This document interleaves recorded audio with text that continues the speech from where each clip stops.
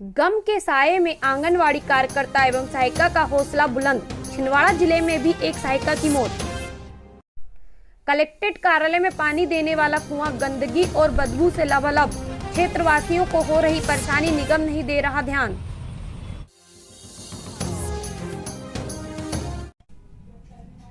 नमस्कार, मैं Ranu Soni, CW news में आपका स्वागत है। अब खबरों की शुरुआत करते हैं। जिला कलेक्ट्रेट कार्यालय के सामने कुआं में गंदगी से परेशान क्षेत्रवासी, आ रही है बदबू, नहीं दे रहा निगम ध्यान। नगर पालिका निगम द्वारा स्वच्छता अभियान के अंतर्गत करोड़ों रुपए खर्च करके दीवारों में पेंटिंग और एडवर्टाइजिंग की गई, परंतु वहीं निगम सफाई की ओर कोई ध्यान नहीं दे रहा।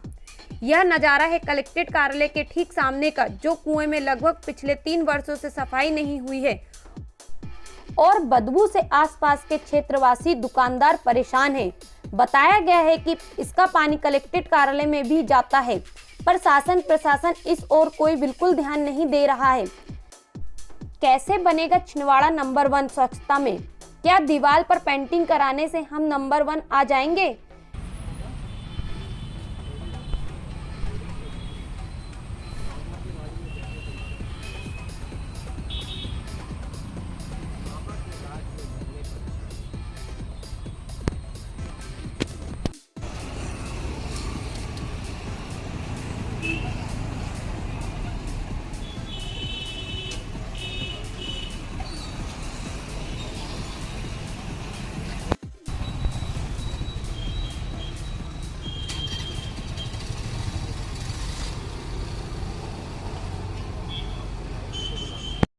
जी बताइए, आपके साइड में ये जो कुआं है, ये कब से साफ नहीं हुआ है? ये करीब 3, साढ़े 3, 4 साल से साफ नहीं हुआ। कहाँ जाता है इसका पानी? इसका पानी कलेक्ट्रेट में जाता है। तो क्या बदबू आती है इसमें? बहुत बदबू आती है, मच्छर भी बहुत होते हैं। अब क्या करोगे, लेकिन कोई ध्यान नहीं दे रहा है। कलेक्ट्रेट छिंदवाड़ा जिले के कलेक्ट्रेट के सामने का कुआं है और काफ़ी समय से, मतलब ये 3-4 साल हो गए, इसमें पूजा पाठ का सामान लाके डालते हैं जनता, और सफाई वगैरह इसका मतलब काफ़ी गंदा होने के कारण बदबू आती है, मच्छर उत्पन्न होते हैं। और तो और मेन इसका जो सप्लाई है वो कलेक्ट्रेट जाता है, विशेष तौर पे कलेक्ट्रेट सप्लाई होती है। इसका पानी शायद पीने के लिए यूज़ होता है या साफ़ सफाई के लिए, तो मुझे पता नहीं है।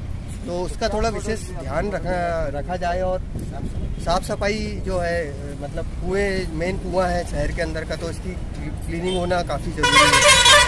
और आजू बाजू में होटलें हैं, ग्राहक वगैरह आते हैं, तो उस पर भी इफेक्ट पड़ता है काफ़ी कुछ। तो मेन है कि जो सफाई होना। मध्य प्रदेश बुलंद आवाज नारी शक्ति आंगनवाड़ी कार्यकर्ता एवं सहायिका पिछले दिनों 4 बहनों की मौत अलग अलग जिले में हो चुकी है। वहीं आज छिंदवाड़ा जिले की भी हर्रई की एक सहायिका जीनी मस्कोले की मौत की खबर के बाद आंगनवाड़ी कार्यकर्ता एवं सहायिका में दुख और आक्रोश व्यक्त है। संगठन की ओर से आज प्रशासन को धरना स्थल पर ज्ञापन देने की सूचना दी गई थी, परंतु कोई अधिकारी धरना स्थल पर नहीं पहुंचा और न ही उनका ज्ञापन दिया गया। संगठन द्वारा मृत आत्मा को श्रद्धांजलि देते हुए सरकार और प्रशासन पर आक्रोश व्यक्त किया।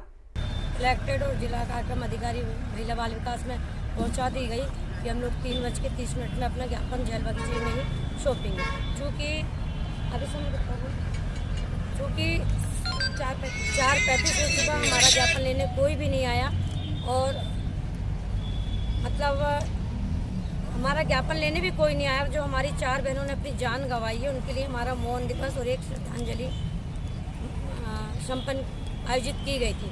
उसके बाद हमें सूचना मिली कि हमारी सुरला खापा परियोजना हर्रई से हमारी एक जीनी बहन है मस्कोले, जो हमारे अनिश्चितकाल धरने पर अपनी उपस्थिति दे रही थी। शाहिका थी अपनी उपस्थिति दे रही थी और इसी बीच में 14 तारीख को उनकी तबीयत खराब हुई। बीच में 12 या 13 तारीख को 14 अप्रैल को उन्होंने अपनी जान गंवा दी, शांत हो गई।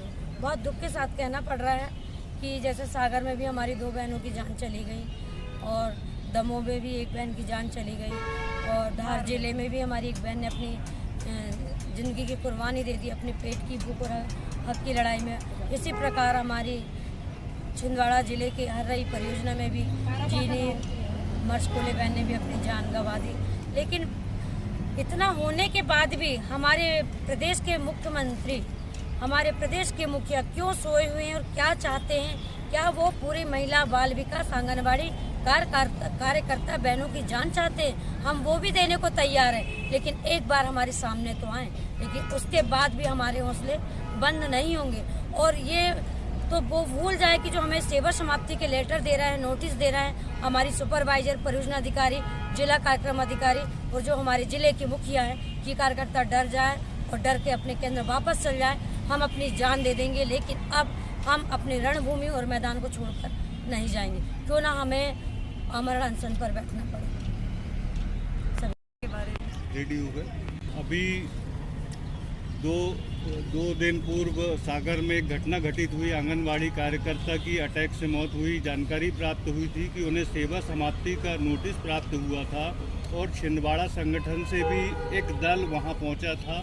क्या घटना थी, कृपया बताएं। देखिए,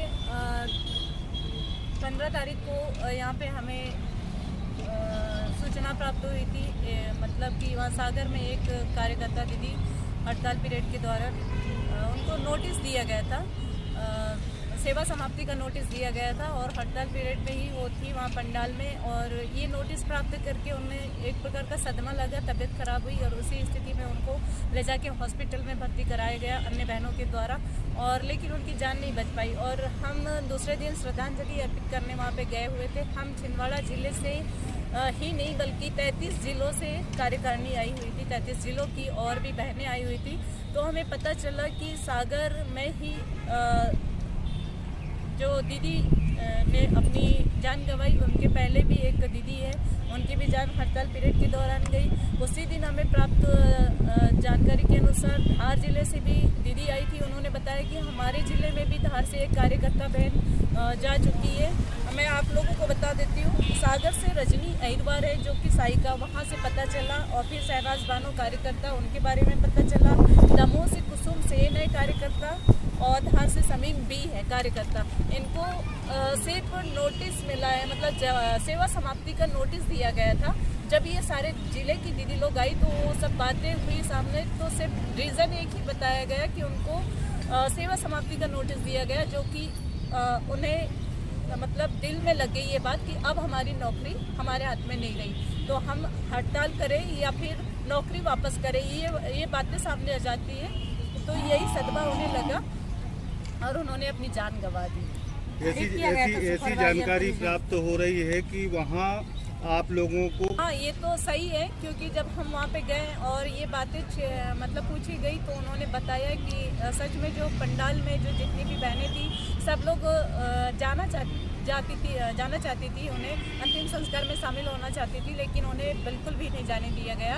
और शासन प्रशासन इस तरीके से डटा हुआ है कि किसी भी प्रकार से ये कह लीजिए कि हमारी बात रखने का हमको अधिकार ही नहीं है। इस तरीके से शासन प्रशासन वहाँ पे डटा हुआ है। मध्य प्रदेश पेंशनर समाज छिंदवाड़ा की एक महत्वपूर्ण बैठक आयोजित की गई, जिसमें विभिन्न कार्यक्रमों को लेकर रूपरेखा तैयार की गई। भेद देने से नारी, लोभ देने से नौकर बिगड़े, लोभ देने से नौकर बिगड़े, धोखा देने से यारी। ये बात जनहित में है, ये बात जनहित में है, सत्य संदेश में जारी। गुण मिले तो गुरु बनाओ, गुण मिले तो गुरु बनाओ, चित्त मिले तो चेला और मन मिले तो मित्र बनाओ, वरना रहो अकेला। तो कुछ बात मैंने आपके सामने है।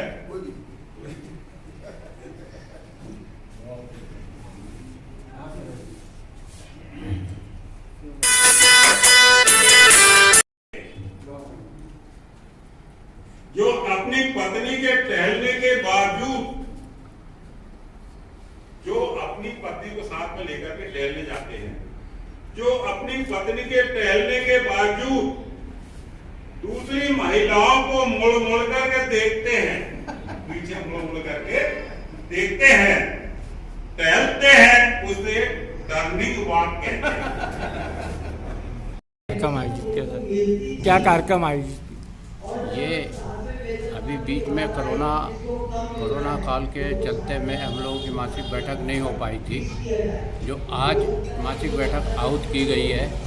और जो अभी केंद्र सरकार के द्वारा और एमपी गवर्नमेंट के द्वारा जो हम लोगों का जो डीए 14% कम दे रहे, उसके ऊपर विचार करेंगे और आगे कलेक्टर साहब को ज्ञापन सौंपेंगे मुख्यमंत्री के नाम से। धन्यवाद।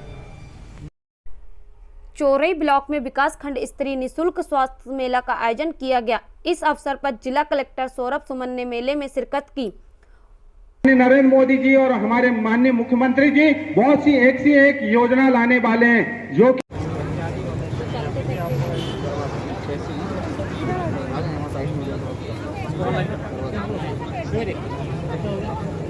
आदरणीय साथियों, मैंने पहले भी कहा कि पद का अंतिम लक्ष्य नहीं है, सत्ता पाना से भारतीय जनता पार्टी का लक्ष्य नहीं है।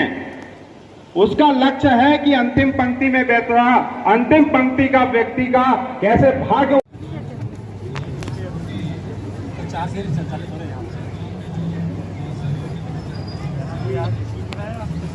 महिलाएं आ रही है सर, गर्भवती महिला आ रही है, धात्री आ रही है और जो बच्ची आयुष्मान को आ रही है, उसको हम समझाएंगे। उसका लाभ नहीं रखा आप लोगों ने,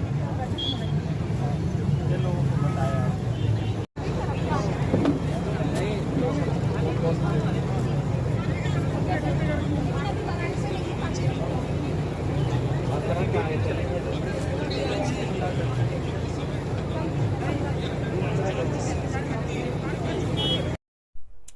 तहसील उमरेठ के छावड़ी कला में फसल विविधीकरण पर आयोजित कृषक परिचर्चा एवं तरबूज खरबूज फसल के भ्रमण कार्यक्रम के अंतर्गत कलेक्टर सौरभ सुमन ने किसानों द्वारा की जा रही खेती को लेकर खुशी जाहिर की।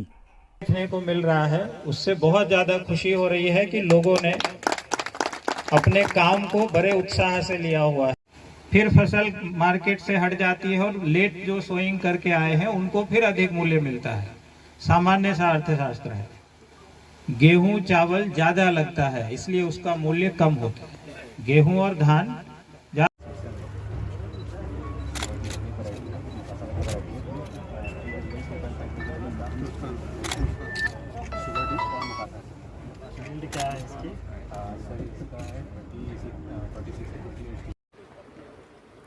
आज उमरेठ तहसील के इस ग्राम में हम लोग फसल विविधीकरण को देखने के लिए आए हुए थे और यहाँ पे खरबूज और तरबूज की बहुत अच्छी खेती किसान भाइयों के द्वारा की गई है।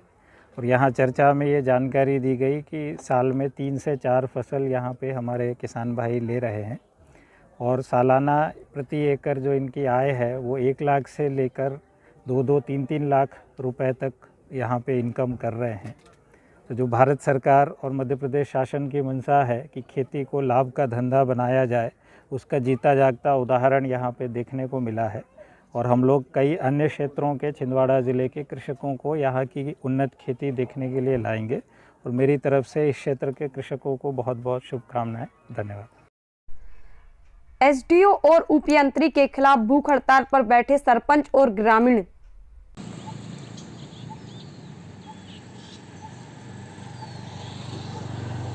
आज मौखड़ सरपंच श्यामू साहू जी ने जो भूख हड़ताल रखी है, मैं चाहता हूं सरपंच संघ की ओर से सरपंच संघ अध्यक्ष संतोष साहू, मेरी ओर से सभी सरपंचों से निवेदन है कि अगर इस प्रकार की अनिश्चित अपनी अनियमितताएं रहेगी अधिकारी कर्मचारियों के बीच में, तो आगे और हम लोग भी मिलकर इसको हड़ताल को और आगे बढ़ाएंगे।